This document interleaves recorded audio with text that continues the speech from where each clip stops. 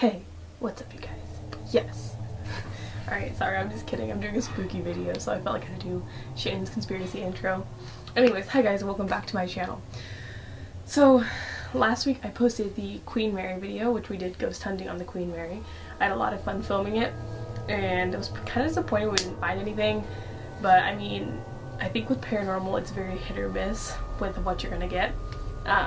And while we were on the Queen Mary doing EVP, I briefly mentioned that I take a lot of this stuff really seriously because I had what I consider a very scary experience with the Ouija board. So I figured that I would come here today and tell you guys about it just to keep up with that spooky theme.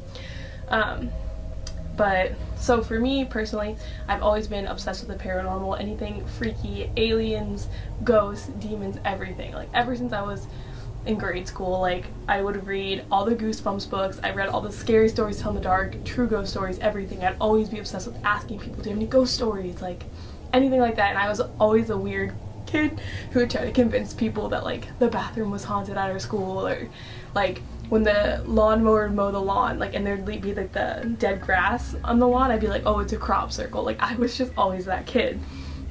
So that's just always been how I was, and it's never really like been scary to me. It's just always been really intriguing. So move forward a few years later, and my grandpa was going through some of his old stuff, and he found a Ouija board that he had when he was a kid. So he gave it to me and my sister to play with. And I mean, when we were younger, we kind of messed with it a little bit, but it was always one of us moving it. We'd always be like, oh, does so-and-so like me? Yes, like, you know, it was very much just us messing around. But as I kind of got older, I realized that, you know, it's not a game, it's a serious thing. And hadn't played it in a long time. But then I believe it was my sophomore year of high school, I had made some new friends, people I hadn't really known for very long, and one day they were over at my house, and we just got on the topic of paranormal things, and they mentioned that they had never even seen a Ouija board. So I was like, oh, I have one, I'll show you. So I brought it down, they were like, whoa, you know, we're talking about it, and they wanted to play, and I was like, yeah, okay, sure. But I was like, we're not playing in my house. So we went out to, I live I live in front of a school, or I have a school behind my house basically. So we went out to the field back there and we started playing. And at first we weren't really getting anything, I was just kind of not moving. And then all of a sudden the planchette began to go very quickly back and forth from the Z to the O, from the Z to the O, like a rainbow. And we were like, what the heck, like this is so weird. And we're just like asking questions like, oh, like, is that your name? And then, yes, like, you know, stuff like that. And we did not know at all what we were dealing with. And then at first we were kind of making fun of it because we were like, oh, what is that, like a clown name? And personally, I don't like to say the name of this entity. I will say it 2 times in the video. One, to say it right now, would be this entity is known as the Ouija board demon. Its name is ZOZO. The reason I don't like to say its name is because when I first started experiencing all of this, I did some research, and a lot of people believe that saying its name is power, or like talking about it, thinking about it, gives it power. So for me to even be making this video kind of creeps me out, even though it did happen years ago. But so this entity has been around for a long time. Its first known report, like the first time people started talking about this happening, was 1793, and he most commonly comes through on Ouija boards. There has been some stories of possession, and people have claimed to be possessed by this entity. But yeah, this is something that very commonly comes through on Ouija boards, and a lot of people experience this. There's even a movie about it, which I don't know. So after all of this, I thought my friends were messing with me, but we were still pretty creeped out. So the next day at school, we're, you know, I was talking to someone about it. I was like, dude, have you heard of this? Like, this happened yesterday. And they're like, no, that's crazy. And it just kind of like spread, like word got around, like that we played the Ouija board and this happened. So a few other people that, you know, I had in my classes, it weren't really people I was friends with. They wanted to come over and play. So I was like, okay, yeah, sure, meet me at this school and we'll play. So some other people that went to my school came over, and we were sitting out at the school in the field on bleachers. So, you know, just like regular bleachers, just like almost like steps. And we were all sitting below the board, like on one bleacher. And then we had the board right above us and some Arizona tea cans, if you've ever seen them, just like the big like 99-cent Arizona tea cans that we were drinking. And, you know, we're trying to get anything to come through, and the planchette begins to do the ZOZO, I think. And I was like, okay, like, it's freaky, but they know about it. Like, we told them about it, maybe they're messing with me, or with everyone. That was my first reaction. So then I was like, alright, like, I want to see if this is real. So I told everyone that I wasn't going to play. So we went to goodbye, I took my hands off the board, and they restarted the game. Once we got contacted, it was ZOZO, and to answer some other questions, I decided to ask the question, who gave me this board? So all of them, like the people that were playing, as I mentioned, they were just friends from school. They weren't people who really knew me or hung out with a lot. So, but I had told them that I got the Ouija board from my grandpa. So I was expecting it to say grandpa, but it spelled out K-E-N, Ken, which is my grandpa's name. And that was kind of the moment where I was like, okay, like, this isn't someone messing with me. Like, they weren't kids I knew very well. So it wasn't someone who would know that about me. So after that, I was pretty freaked out, and I was like, alright guys, I don't really want to play anymore. I'll stay here if you guys want to play, but I'm kind of done. So they go on asking like personal questions about each of them, kind of, and it keeps giving like correct responses. We were all getting pretty freaked out, and then someone was like, hey, let's ask it to move something outside the board, which this is like #1 no-no. Like, you are not supposed to ask anything that you're communicating with to move something other than the planchette.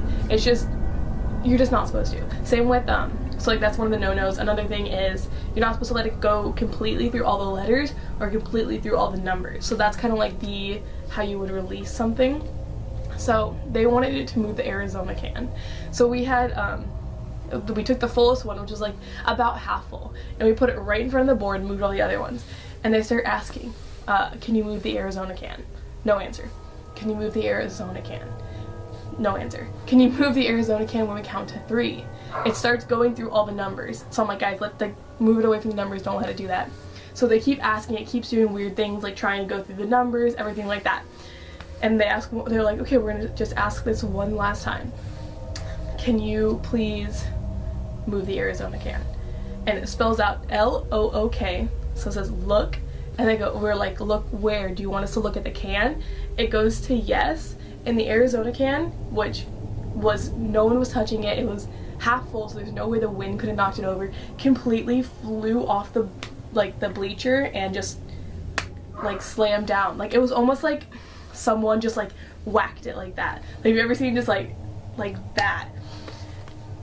I have never been more scared in my life, because like at this point I had done research and I knew what we were supposed to be dealing with, and it freaked me out, and everyone who was playing took their hands off the board and literally like ran away, and I was like, we need to say goodbye. So after this, everyone got together, we said goodbye, we were like, sorry for bothering you, like, thank you for talking to us, but bye. So after this, I was very scared, and for the next maybe 2 or 3 weeks I had the feeling of someone watching me, the like eyes on the back of your head feeling, like seeing weird things at the corner of my eyes. Like, I'd be in my room and I just see like a shadow, like stuff like that, and it really started to freak me out, but over time it went away.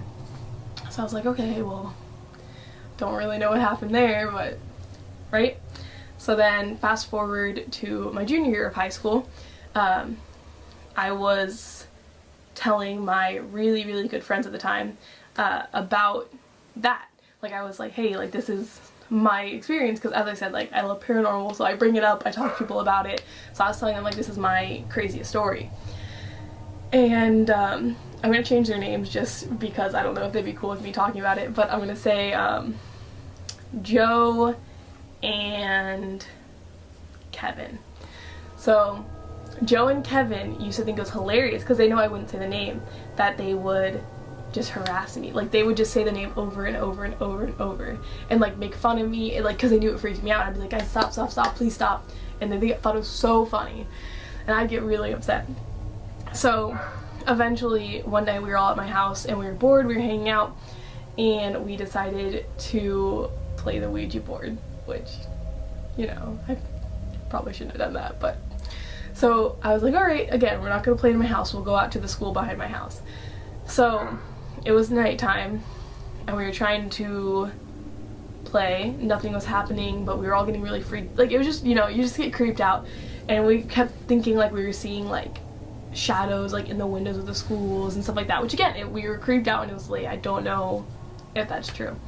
And I also had told them, I was like, you know, like, I've heard that once you get this entity, like, that's all you're gonna get.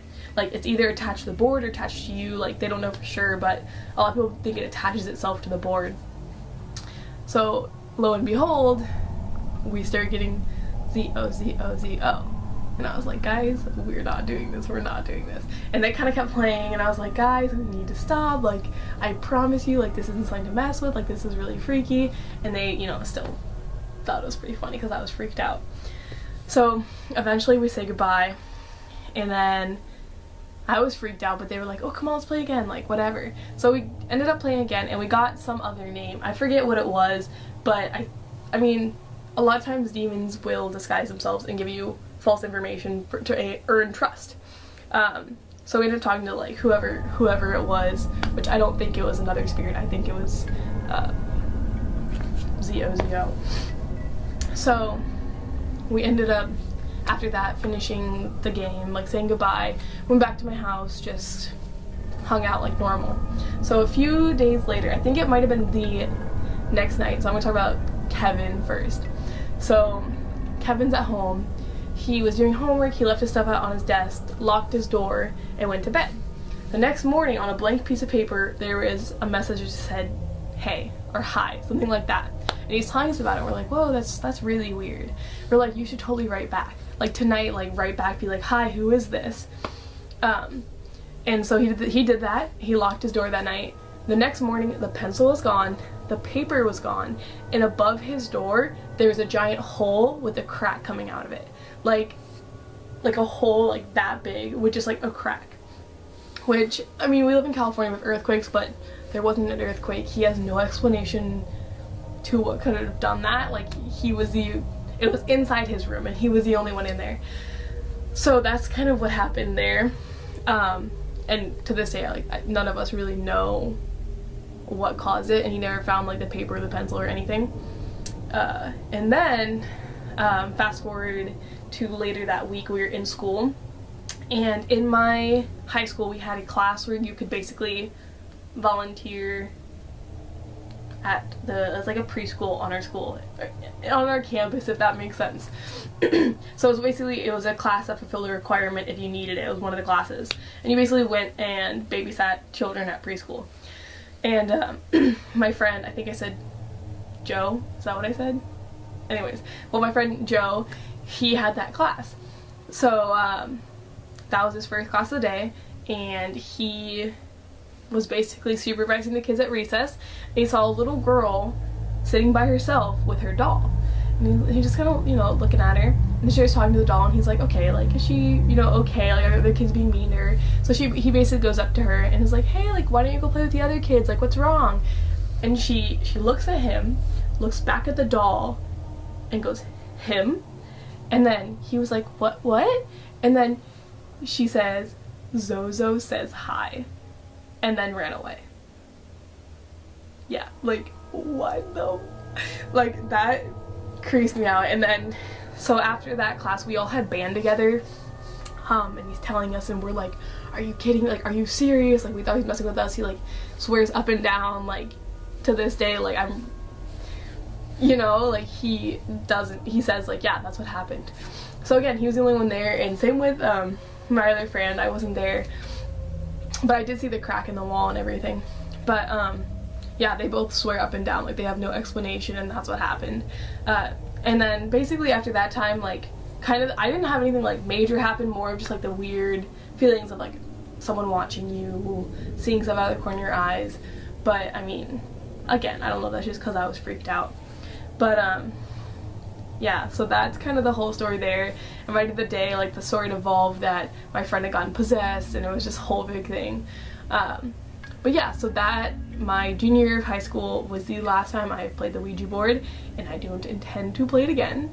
I think a lot of people who play it take it lightly, and don't really know what they're messing with because it is scary. Oh, also another name for the demon is Pazuzu, which, for those of you who don't know, if you've seen the movie The Exorcist, she was playing with a Ouija board by herself and got possessed by this demon. That's the same demon, supposedly. So in the movie, that is what she is supposedly possessed by. Yeah. So I just don't think it's something to mess around with. So if you ever do play the Ouija board, I'm just gonna say don't. like nothing super bad happened to me, but it just was really scary, and I know that whatever I was messing with was not good. Like, it was not someone who had passed away, it was a demonic creature, which is terrifying. So, anyways, that is my whole story about my worst Ouija board experience. My only, like, really bad one, or scary one, because all the other ones I think were my sister or my friends messing with me. But anyways, I hope you guys enjoyed today's video. If you like these creepy videos, please let me know, because this is like, I love doing this kind of stuff, but it is kind of hard to keep making haunted, creepy content. Kind of a lot, not, it's hard to go to paranormal locations, I guess. So a lot of them are like hotels and things like that, and I work a part-time job. I don't have a lot of money to do that. So, I would like to keep making these kinds of videos, so if you guys have any ideas or anywhere you want me to go in the LA area to investigate or anything you want me to talk about, just let me know. I do have some other paranormal stories, but not too many. I don't have too many, like, super creepy experiences. But anyways, so if you guys like today's video, please leave a like on it, and if you like my content, please subscribe to my channel. It would help me out a lot. I'm having a lot of fun doing this, and I want to keep doing it, but I definitely want to grow my subscribers. I don't want to call you guys subscribers, all 28 of you. I kind of want to think of like a name for my subscribers, even though it's pretty early on. But anyways, I will see you guys in next week's video. Bye!